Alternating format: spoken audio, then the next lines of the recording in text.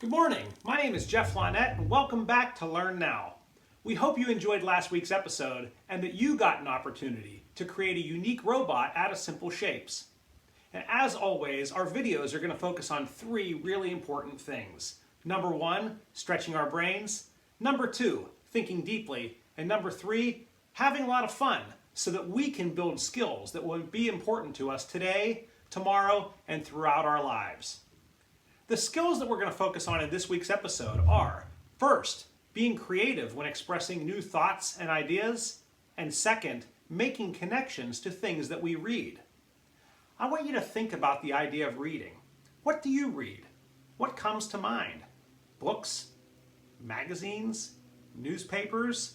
Blogs? We're surrounded by things to read, but when we look at these things, they also usually contain something else. A picture. How do we read a picture? Let's think about that for a second, because pictures are all around us. We hang them on our walls. Your parents or your grandparents might have photo albums that capture important memories. We see them on people's phones, and people take selfies to capture ideas. But what does that picture really say about a moment? It's really up to the viewer to figure that out. And that's what we're going to really focus on today, boys and girls. How can you tell the story of a single picture so that other people can fully connect to the moment in that picture? We're going to go through an activity that's going to help you get better at looking at pictures and breaking down what you see, why it's there, what's happening, and how we can connect to it. Let's take a closer look.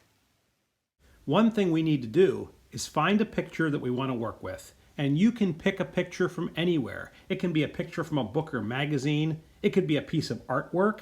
It could be a picture that your family has from years ago, or maybe something that was taken this week. It's completely up to you, as long as there's enough stuff in the picture to talk about, to discuss, and to make us think. And also, while you're watching this video, you don't have to watch the whole thing at once. You can hit pause, you can do each part one at a time. It's completely up to you. Once you have your picture, the first thing I want you to do is to consider the elements that make up the picture and describe those elements. Who or what is in the picture? When could it be happening? Where is the person or the thing taking place? Try to think of as many details as you can. And a good strategy is to put your finger over your lip or not write and just think and look slowly at every single piece from top to bottom, not just one piece, but all the pieces. Another thing to consider is to pretend you're telling someone about the picture over the telephone. If they couldn't see it, how would you describe it to them? The easy thing to do is to say, there's a boy standing on a bridge. But it's a lot better to say, there's a boy with blonde hair, with sunlight hitting the back of his head, holding a camera while he's wearing a blue shirt and shorts. And he has blue shoes on. And look at that bridge. I can notice that there's old planks and new planks, as someone is taking care of this bridge. If I look below the bridge, I can see water. I can see all different varieties of trees and plants. I can see some kind of swamp. It's a lot more details. So when you look at the picture, consider all the details that you might see. It will help you break down the picture. After we've broken down the whole picture and we've described all the parts of it or thought about it, the next thing we want to do is analyze the picture. What is it about? What's the story or the theme or maybe symbols that might be in the picture? So maybe whenever we think about this one, we could think, where did this boy come from? What's going on way back here? Is that where he came from, or is that where he's heading? What is it that he is taking a picture of? What might have captured his attention? What are the themes? How does a path take you from one spot the whole way to another spot? Maybe it's about an adventure. Maybe he's searching for something. Maybe he's found it. There's a lot going on in this picture. Also consider, what emotions could he be feeling? And why would you say that? After we've analyzed the picture, we could consider making connections and reflecting on how we feel about the picture. Does it connect to anything you've ever done? Have you ever looked for something and found it? Have you ever been in the woods walking around? What's it feel like? Does it make you think of anything that you've done before, or maybe that you'd like to do in the future? What do you like about the picture? Do you like the idea of going out on your own? Do you like the idea of exploring? And what don't you like? Maybe some people wouldn't want to do this because there's bugs, or they're afraid of getting bit by a spider or a bee. There's things that we can like about pictures, and also things that we don't have to like about every picture, but we should always be able to talk about it and say why. Now that we've taken the time to describe the parts of the story, to analyze the meaning of the story, and connect to the story, it's an opportunity for us to make the story our own. How could you create a unique title that would encapsulate the whole story? How could you consider what might have happened before this boy got here and what might happen next? So maybe it becomes part of a bigger narrative.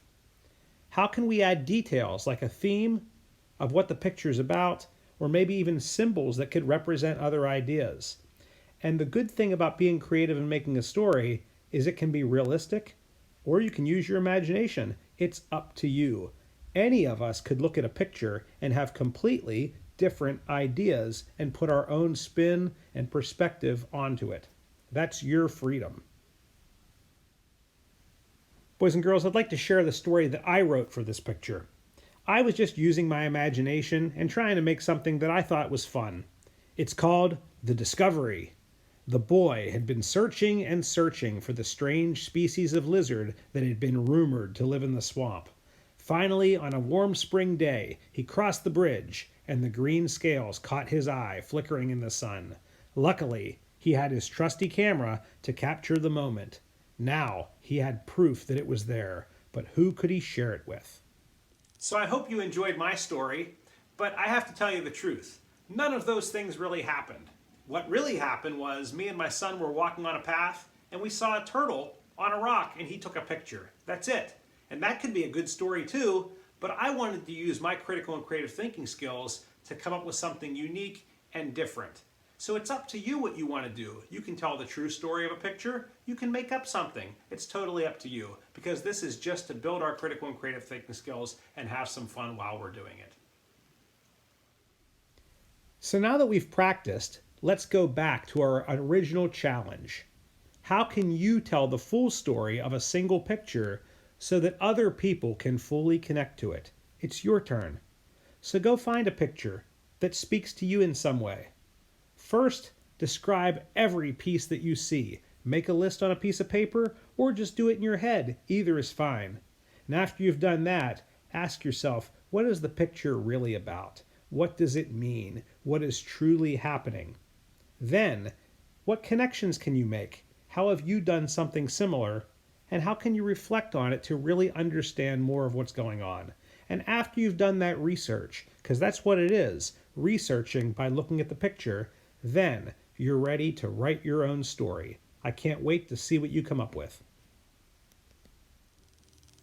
So I hope you had fun coming up with a story for your picture.